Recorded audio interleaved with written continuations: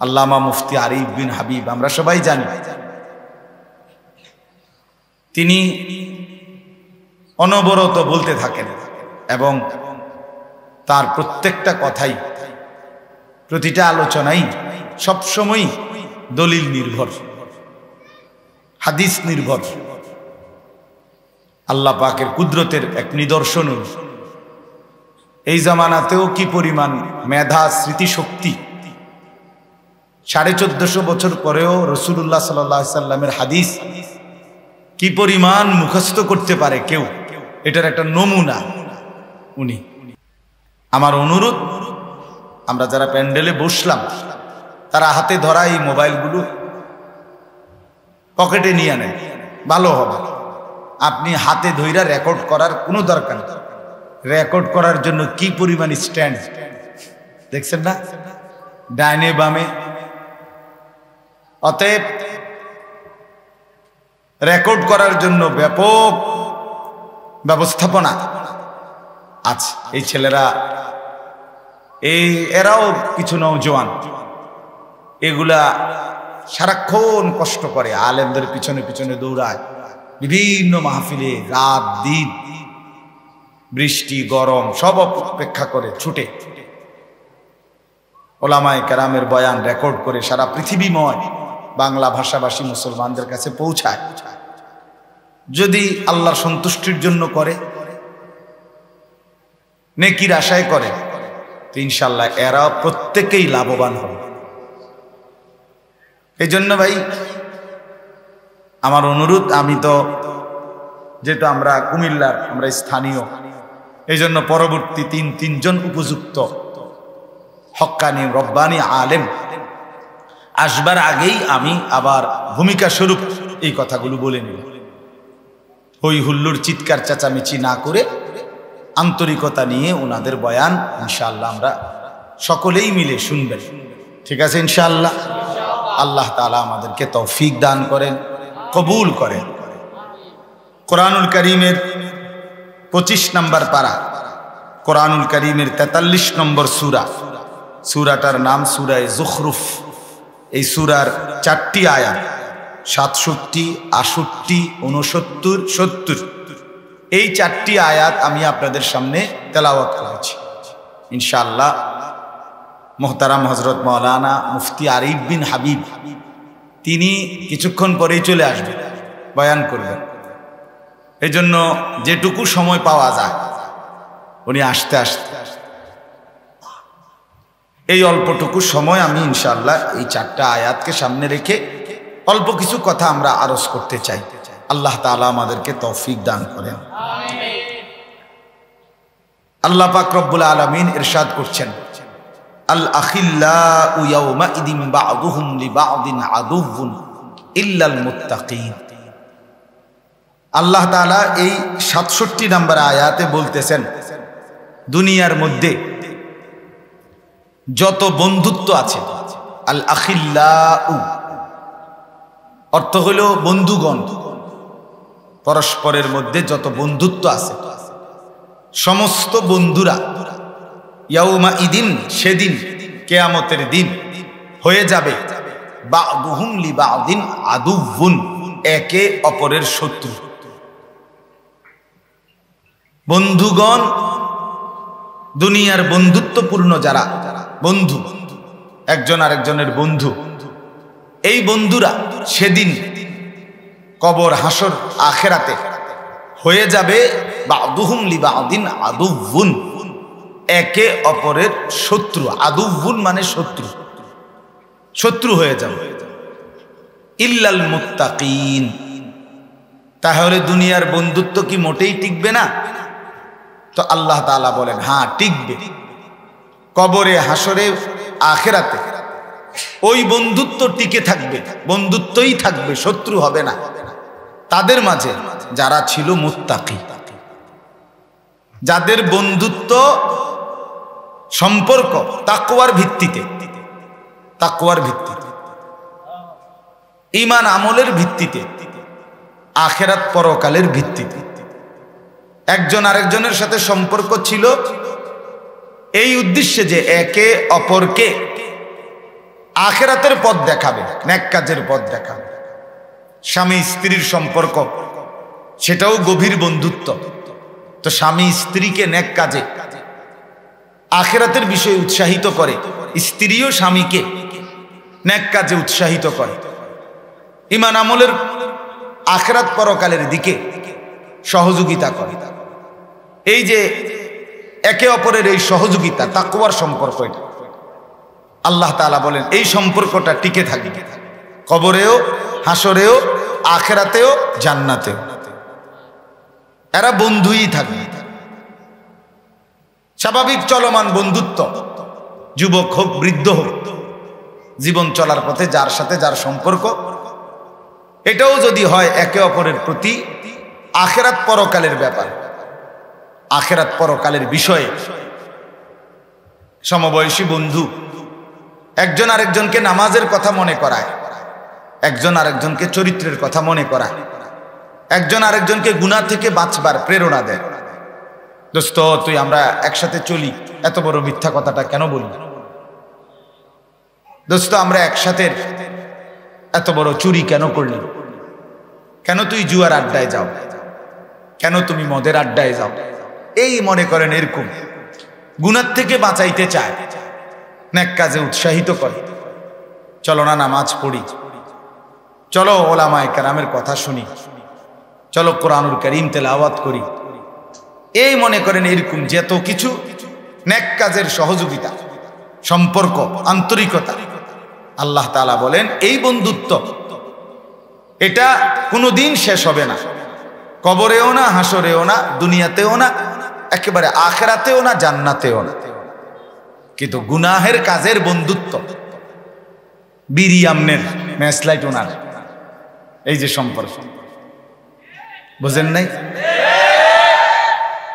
মতো এর আগের বার কি আপনারা ঘুমে আছিলেন, তখন হঠাৎ শীতে উঠলেন, কি তা আগে ঠিকই আনকমন করছে, কি না? আমার কাছে এটা আশ্চর্য লাগলো যে আগে যে কোনো চুপচাপ, এখন সব লইরা উঠলো। তাইলে বিড়ি একজনের, ম্যাচলাইট কি আর দোস্ত, অসুবিধা নাই, মিল্লা জিল্লা দোনো জানে। আর এমনি তো আমরা মিল্লা জিল্লা কুমিল্লা, ঠিক না? তো এই যে সহযোগিতা, এটা তো গুনাহের বন্ধুত্ব। হ্যাঁ, মোবাইল একজনের এমবি ঢুকাই দিছে আরেকজন, কেন? দুইজনে মিলে উলঙ্গ ছবি দেখবে, নর্তকীর নাচ দেখবে, অশ্লীল দৃশ্য দেখবে। একজনে টাকা পুরায় নিছে এমবি, চারজনে মিলে অসৎ ছবি দেখছে, অশ্লীল দৃশ্য দেখতেছে। এই যে বন্ধুত্ব, মোটরসাইকেলের একজনের তেল ঢুকাই দিছে আরেকজন, অকটেন নিয়ে দিছে আরেকজন। আমরা ফ্রেন্ড, বন্ধুত্ব। এবার লং ড্রাইভে গেছে, ঢাকা থেকে ছাড়ছে, কক্সবাজার গিয়ে থামছে, কক্সবাজার গিয়ে শুরু করছে, ছাড়ছে, ঢাকা এসে থামছে।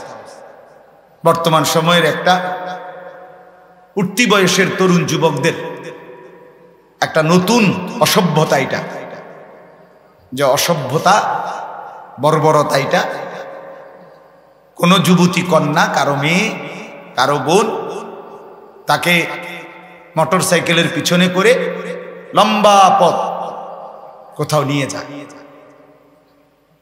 আর এই অসভ্যরা এটাকে উল্লাস আর আনন্দের উপকরণ মনে করে, অথচ এই সম্পর্ক গুনাহের সম্পর্ক, অসৎ সম্পর্ক, মন্দ কাজের সহযোগিতা, সুদের কাজে সহযোগিতা, ঘুষের সহযোগিতা, জিনা ব্যভিচারের সহযোগিতা। ছেলেটা চিন্তা না কোনোদিন মদের আড্ডা, আহা, বন্ধু নামের এক দুষ্ট তারে ধীরে ধীরে মদের আড্ডায় অভ্যস্ত করে দিচ্ছে। এই ছেলেটা কোনোদিন জুয়া চিন্ত না, তারে জুয়ায় অভ্যস্ত করে দিচ্ছে। একর ছেলেটা কোনোদিন নারীর ফাঁদে, নারীর কাছে কোনো অসভ্য দুশ্চরিত্রা বেহায়া মেয়ের কাছে তার কোনো সম্পর্ক ছিল না, মূলত কিন্তু ধীরে ধীরে বন্ধু নামের কোনো দুষ্ট শয়তান তারে অসৎ কোনো নারীর ফাঁদে ফেলে দিছে। এই যে সম্পর্ক, এই সবগুলো হলো গুনার কাজের সম্পর্ক। মাঝ বয়সী অনেক আছে, একসাথে বৈশাখ চা দোকানে চলার পথে বিড়ি সিগারেট খায়, টেলিভিশনে নাচ গান দেয়। এই হিসাবে উনাদের মধ্যে সম্পর্ক সব সময়। বিকাল টাইমটা ওনারা একসাথে চা দোকানে আড্ডা মারে, একসাথে বিড়ি সিগারেট খায়, একসাথে টেলিভিশনে নাচ গান দেখে, একসাথে বৈশা 5 জন 7 জন বিড়ি খাইতে খাইতে 14 গোষ্ঠীর যত বদনাম গীবত বৈশা বৈশা করে। এই সম্পর্ক এটাও গুনার সম্পর্ক, ঠিক কিনা বলেন? এটাও কি গুনাহের বন্ধুত্ব, আন্তরিকতা, গুনার কাজে। আল্লাহ তাআলা বলেন আল আখিল্লাউ ইয়াউমাইদিন বা'দুহুম লিবা'দিন আদু।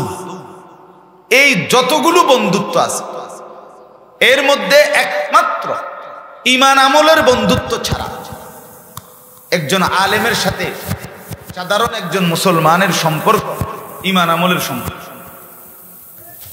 একজন হক্কানি বুজুর্গের সাথে সর্বস্তরের মুসলমানের সম্পর্ক আখিরাতের সম্পর্ক,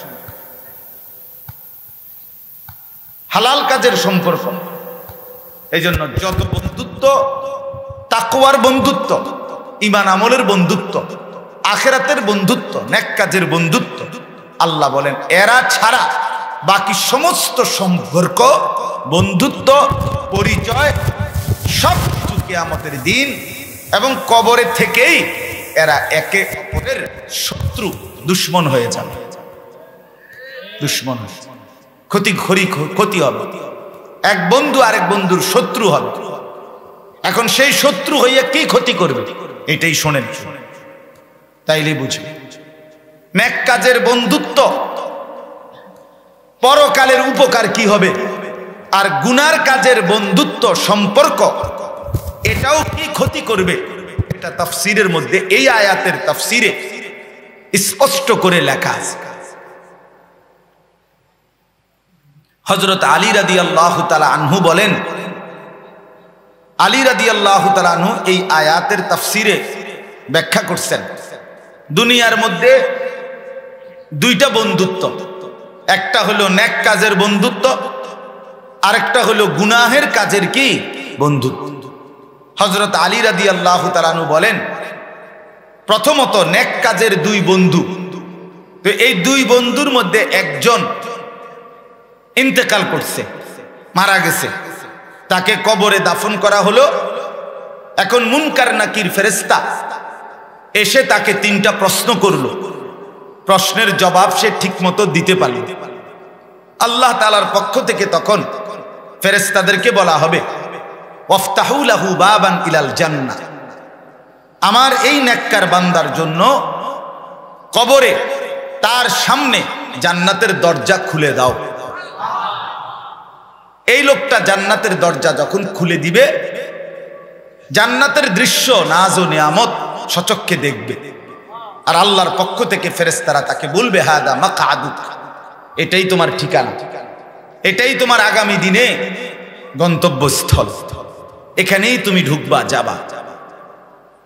কথাটা খেয়াল করেন ভাইয়া, নওজোয়ান তোমরাও খেয়াল করো, দোস্ত আমার, কিছুক্ষণের জন্য ডানে বামে তাকাইও না ভাই, পাশের ছেলেটার সাথে কথা বইল না দোস্ত, এখানে বৈশা কথা বইল না, হাসাহাসি ধাক্কা ধাক্কি করো না ভাইয়া। ফাইজলামি করতে যদি ফাইজলামি আরো থাইক্কা যায় কারো, তুমি উঠতে যাও, তোমার ফাজিলের লগে নিয়ে যাও গা। তোমার যদি আরো ফাইজলামি বাকি থাকে, তো যেই ফাজিলের লগে তুমি ফাইজলামি করবা পরে লইয়া উঠতে যাও, বলে দোস্ত আয়, আমরা বাকি আছে আরো কাজ, ওয়াজ হইন না কোনো, আমরা আগে থাকতাম। ভালো ভালো হুজুর আইছে জীবনে দেখছি, কত শরীরওয়ালা মোড়া তাজা হুজুর আইসে গেছে, আমারে লড়াইতে আসছে না। হ্যাঁ হ্যাঁ, কিছু নিকৃষ্ট বেয়াদব এমনই হয়, যাদের কলজা পাথর, যারা মনে করে কোনো কিছুতেই আমি নড়ব না, আহা, এটা দুর্ভাগ্য যার দিল নড়ে না, বাপ বিশ্বাস করে, এটা দুর্ভাগ্য। ছেলেরা, এটা দুর্ভাগ্য ভাইয়া। এত অল্প বয়স, 16 বছর, 17, 18 বছরে কলিজা যদি এত পাথর হয়ে যায়, 40 বছর পরে তোমার দিল কি হবে? মাত্র 16 বছর, 18 বছর, এখনই তোমার শরীর, মন আল্লাহর নাফরমানির উপরে এত শক্ত হয়ে গেল। আস্তাগফিরুল্লাহ, হায় হায় হায় বদনসিব। এরপরে কই যাবে? 30 বছর পরে কি হবে? আমি তো এই জন্য প্রতিদিন বলি, 16 বছরের, 14 বছরের, 18 বছরের যে ছেলেটা খোদার 365 দিন, 1 বছর টানা, এত বড় একটা বছর, খোদার 365 দিনে কোনোদিন ফজরের নামাজ পড়ে না, মুসলমানের ঘরে ঘুমাইয়া, বাপ মা জীবিত, 16 বছর, 18 বছর, 17 বছর, 14, 15 বছর বয়স, অথচ একদিনও ফজরের নামাজ পড়ে না। এত বড় জানোয়ার মুসলমানের বাচ্চা কেমনে হয়? আমি জানি। তার মা কেডা, তার বাপ কেডা? এই অসভ্য কোন মার ঘরে জন্ম নিল? আমি বুঝি না, মানা মুসলমানের বাচ্চা এত বড় জানোয়ার হবার কথা না। এটা তো 1-2 দিন না, 6 মাসে একদিন জামাত ছুটতে পারে, 3 মাসে একদিন নামাজ ছুটে যাইতে পারে, কাজা হইতে পারে, কিন্তু খোদার 365 দিনের 1 বছরে কোনদিন ফজরের নামাজের ওয়াক্ত জীবনে তার আসে নাই, পড়েই না কোনোদিন, জানেই না ফজরের ওয়াক্ত হয়। আরে মানুষের বাচ্চা কেমনে এরম হয়? মুসলমানের বাচ্চা এমন হয় কেন? মুসলমানের রক্ত যার ভিতরে, সে এমন হবে কেন? এই ছেলেরা বলো না মিয়া, তোর মা তোরে দুধ খাওয়াই নাই? তুই মুসলমান বাবার ঘরে জন্ম নেস নাই বেটা? এভাবে ভুলে গেলি কেন? এই নাফরমান, এভাবে ভুলে গেলি কেন? তোর জীবনে কি কোনোদিন ফজরের আজান হবে না? খবিস, আল্লাহর রাসূল সাল্লাল্লাহু আলাইহি সাল্লাম বলছেন, যে ফজরের নামাজ পড়ে না সে খবিস। ওয়া ইল্লা আসবাহা খাবিসান নফস, নবীজি বলছে খবিস, খবিস এটা। আর খবিস টয়লেটে থাকে, বাথরুমে থাকে, পেশাব পায়খানার মধ্যে থাকে, যে ওইটারে খবিস কয়। এই জন্য নবীজি বাথরুমে ঢুকতে, টয়লেটে ঢুকতে নবীজি দোয়া পড়তেন, আল্লাহ খবিস থেকে পানাহ চাই। বলতেন কিনা, আল্লাহুম্মা ইন্নী আউযু বিকা মিনাল খুবুসি ওয়াল খাবাইস, আল্লাহ খবিস থেকে পানাহ চাই। এই জন্য ফজরের নামাজ যে পড়েন, এটা খবিস, এটা খবিস। যেই পড়েন, জওয়ান হোক, বুড়া হোক, পুরুষ হোক, নারী হোক, এটা খবিস। এই জন্য বললাম বাপ, দিল এমন যেন মরে না যায়, এত শক্ত যেন দিল না হয় যে কোনো দিন মনেই পড়ে না। ওয়ালা তাকুনু কাল্লাযীনা নাসুল্লাহ ফাআনসাহুম আনফুসাহুম উলাইকা হুমুল ফাসিকুন। রব্বুল আলামিন বলে, আমার মুমিন বান্দা, তুমি এমন হইও না। কেমন? কাল্লাযীনা নাসুল্লাহ, যারা আমি আল্লাহকে দীর্ঘদিন ভুলে গেছে। আল্লাহ বলেন, বান্দা অনেক দিন যদি আমাকে ভুলে যাও, ফাআনসাহুম আনফুসাহুম, একদিন আমি তোমার নিজেকেই তোমার থেকে ভুলিয়ে দেব। একদিন তোমার আর নিজের পরিচয় মনে থাকবে না, তুমি নিজেকেই ভুলে যাবা। তোমার আর কোনোদিন মনে পড়বে না তুমি মুসলমান, তোমার আর কোনোদিন মনে পড়বে না তুমি মরবা, তোমার আর কোনোদিন মনেই পড়বে না তোমার কবরে প্রশ্ন হবে, তোমার আর কোনোদিন মনেই পড়বে না তোমাকে কবর থেকে হাসরের ময়দানে উঠতে হবে, তোমার আর কোনোদিন মনেই পড়বে না তোমার আমলনামা লিখা হচ্ছে তোমার আর কোনোদিন মনে পড়বে না তোমার জিন্দেগির আমল মিজানের পাল্লায় ওজন হবে, এটা আর মনেই পড়বে না তোমাকে ফুল সিরাত পার হইতে হবে। হ্যাঁ, এটা লানত, আল্লাহর অভিশাপ।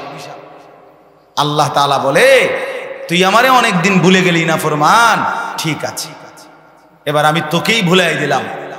আমরা অনেক সময় কথায় কথায় বলি বেটা এমন ফিডা দিমু তোর বাপের নাম ভুল্লা যাবে, বলে কি না? তোর 14 গোষ্ঠীর নাম ভুল্লা যাবি বেটা।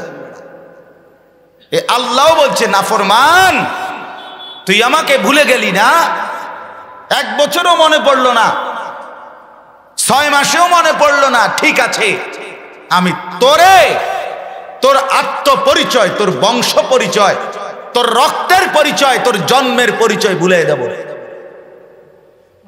এরপরে শুধু খাবি, ঘুমাবি, নারীর পিছনে ঘুরবি আর জন্তু আর জানোয়ারের মতো দুনিয়া উপভোগ করবি। বেনামাজি সন্তান ওই মনে রাখো কুত্তাও দুনিয়া ভোগ করে, রাস্তার কুত্তা দুনিয়া ভোগ করে বেটা। কুত্তার ঘরেও বাচ্চা হয়, কুত্তাও ঘুম যায়, কুত্তাও খায় বেটা। যৌন চাহিদা, যৌন চাহিদা কুকুরেরও পূরণ হয়। এটা আহামরি কিচ্ছু না, আহামরি কোনো বিষয় না। যৌন চাহিদা পূরণ হলো, পেটের ভোগ খাবার চাহিদা পূরণ হইল, লজ্জাস্থানের চাহিদা পূরণ হইল, খালাস জিন্দিগি ফুর্তিতে। হ্যাঁ, এক এক ছেলে চলাফেরা দেখলেই বোঝা যায়। হেতের হিসাবে হইল যে আমার যেহেতু লজ্জাস্থানের যেই চাহিদা, নারী দেখে মজা পাওয়া, উলঙ্গ ছবি দেখে মজা পাওয়া, অশ্লীল দৃশ্য দেখে মজা পাওয়া, এটা যেহেতু অর্জন হইতেছে, আর আমার বাপের ইজ্জত আছে না নাই, মার ইজ্জত থাকবে, আমার বংশের ধর্মের ইজ্জত আছে না নাই, এটা আমার দেখার বিষয়। আমার তো শাহওয়াত পূরণ হইতেছে, আমার তো শরীর চাহিদা পূরণ হচ্ছে। নাউজ নাউজ। এই জন্য বন্ধু আমার, বাপ আমার, আমি এটা বললাম, রাসূলুল্লাহ সাল্লাল্লাহু আলাইহি সাল্লাম সরাসরি ডাক দিয়ে বলছে যুবকের প্রতি নবীজির কি পরিমাণ মহব্বত ছিল নওজোয়ানদের জন্য। আল্লাহর নবী বলছে ইয়া শাবাবা কুরাইশ, হে কুরাইশের যুবকগণ, এভাবে ডাকছেন না, গুদ্দু আবসারাকুম ওয়াহসানু ফুরুজাকুম। নবীজি বলছে হে কুরাইশের যুবকগণ, তোমরা তোমাদের চোখ নিচের দিকে নামাও এবং তোমরা তোমাদের লজ্জাস্থান হেফাজত করো। যুবকদেরকে ইয়া শাবাবা কুরাইশ। নবী সাল্লাল্লাহু আলাইহি ওয়াসাল্লাম বলছেন ইয়া মাশারাশ শাবাব, হে যুব সমাজ, এভাবে ডাকবে। হাদিস, বিশুদ্ধ হাদিস। ইয়া মাশারাশ শাবাব, হে যুব সমাজ, মানিস্তাতা মিনকুমুল বাআতা ফালিয়াতাযাওয়াজ, তোমরা যারা শারীরিকভাবে এবং আর্থিকভাবে বিবাহ করার সামর্থ্য হয়েছে, তোমরা দেরি করো না, জলদি বিয়ে করে ফেলো। বিবাহ লজ্জার বিষয় না, জিনা লজ্জার বিষয়। কথা বলেন না কেন? বিয়ে কোনো গুনাহ না, পরের মেয়ের পিছনে হাঁটা এটা গুনাহ। বিয়ে না জায়েজ না, বিয়ে আল্লাহ তাআলার হুকুম, রাসূলুল্লাহর সুন্নাত। বিয়ে ইবাদত। নবী সাল্লাল্লাহু আলাইহি সাল্লাম বলেছেন স্বামী স্ত্রীর মিলন, স্বামী স্ত্রী মিলিত হওয়া, জৈবিক চাহিদা পূরণ করা, এটা পুরাটা আল্লাহর রাস্তায় সাদাকার সওয়াব। ওয়া ফি বুদ'i আহাদিকুম সাদাকা। রাসূলুল্লাহ সাল্লাল্লাহু আলাইহি ওয়াসাল্লাম। এটা লজ্জা না, এটা অপমান না, এটা বেইজ্জতি না। নবী সাল্লাল্লাহু আলাইহি ওয়াসাল্লাম উৎসাহিত করছেন। কোরআনে আছে আনকিহুল আয়ামা মিনকুম, তোমরা তোমাদের অবিবাহিতদেরকে বিবাহ করাও। কোরআনে আল্লাহ নিজে বলছে মিয়া শাহ যদি অভাবের ভয় দেখো, অভাবে পড়ে যাবে, বিয়ে করলে সংসার চালাবে কেন, আল্লাহ নিজে বলছে ফাসাউফা ইউগনিকুমুল্লাহ, অচিরেই আল্লাহ তোমাদেরকে ধনী বানায় দিবে। কোরআনের আয়াত, সূরা নূরের আয়াত। হযরত ওমর রাদিয়াল্লাহু তাআলা আনহু তিনি বলতেন, ওমর রাদিয়াল্লাহু তাআলা আনহু বলতেন, তুমি বিয়ে করো নাই, অথচ তুমি তোমার অভাব দূর করবা, এটা কিভাবে সম্ভব? এখন টের পাইবেন বক্তা আসতেছে। আমি তো আপনারা যাতে নড়াচড়া না করেন এই জন্য আমরা স্থানীয় বক্তারা মাঠটা ধরে রাখলাম, আর টের পাইবেন এখন।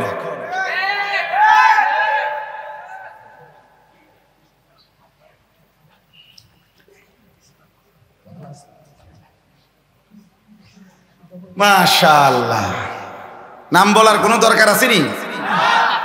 হাসিটাই তো বলে দিছে কে না? মাশাআল্লাহ, আল্লাহ তাআলা ভরপুর বরকত দান করে। তো আমি বলতেছিলাম, আমার কথা এটাই, কোরআনুল কারীমে আল্লাহ তাআলা বললেন আল আখিল্লাউ ইয়াউমাইদিন বা'দুহুম লিবা'দিন আদু ইল্লাল মুত্তাকিন। এই কথাটাই আমি শেষ করতে চাচ্ছি। হযরতে আলী রাদিয়াল্লাহু তাআলা আনহু বলেন, এই দুইজন নেককার লোক বন্ধুত্ব, তো একজন মৃত্যুবরণ করার পরে আল্লাহ তাআলা যখন বলবে ফেরেশতাদেরকে তার জন্য জান্নাতের দরজা খুলে দাও, তখন এই লোকটা জান্নাত দেখে নিজের জান্নাতের অবস্থান বুঝে সাথে সাথে তার দুনিয়ার সেই বন্ধুর কথা মনে পড়বে এবং বলবে সাথে সাথে আল্লাহর কাছে দোয়া করে, আল্লাহ আমার অমুক নামে একটা বন্ধু ছিল, এই বন্ধুটা আমাকে দিবানিশি রাত দিন নেক কাজে, আখিরাতের কাজে, ঈমান আমলের কাজে উৎসাহিত করত, অনুপ্রেরণা দিত, বিনিময়ে আজকে আমি নেক আমল করে কবরে আসছি আর আমার জান্নাতের ঠিকানাটা আমি দেখতে পাইলাম।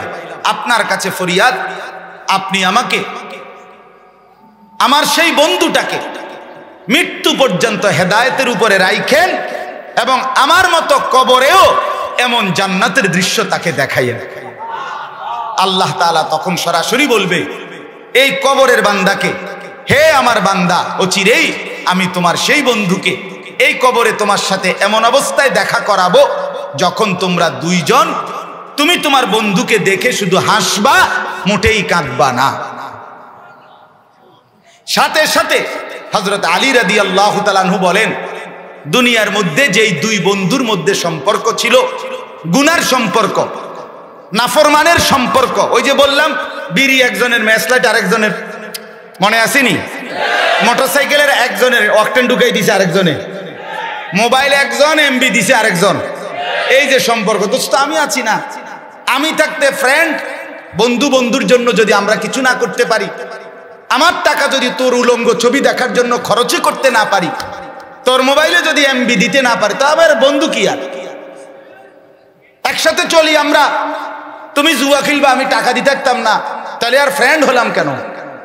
বুঝেন না কথাটা? একসাথে তুমি চলি ফিরি, তুমি নেশা করবা, আমি টাকা দিতাম পারতাম না কেন? আমরা বন্ধু না? এই নাফরমানির বন্ধুত্ব। এদের দুইজনের একজন মৃত্যুবরণ করলো, কবরে গিয়ে প্রশ্নের জবাব দিতে পারলো না। আল্লাহর পক্ষ থেকে বলা হবে আমার নাফরমান বান্দার জন্য জাহান্নামের দরজা খুলে দাও। এই নাফরমান জাহান্নামের দৃশ্য দেখে যখন বুঝবে এটাই তার জাহান্নাম, তখন সে মনে পড়বে ওই অসৎ বন্ধুর কথা।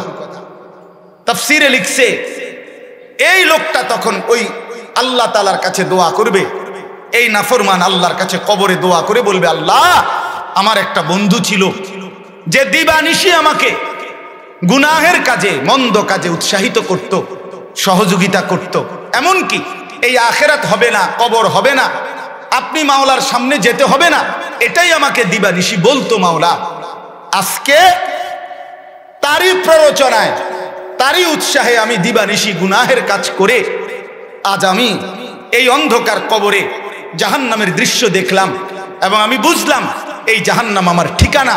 অতএব মাওলা আপনার কাছে ফরিয়াদ, আপনার কাছে আরজি, আমার সেই অসৎ বন্ধুকে আপনি মৃত্যু পর্যন্ত হেদায়েত দিয়েন না, তারেও আপনি নাফরমানি অবস্থায় মৃত্যু দিয়েন এবং এই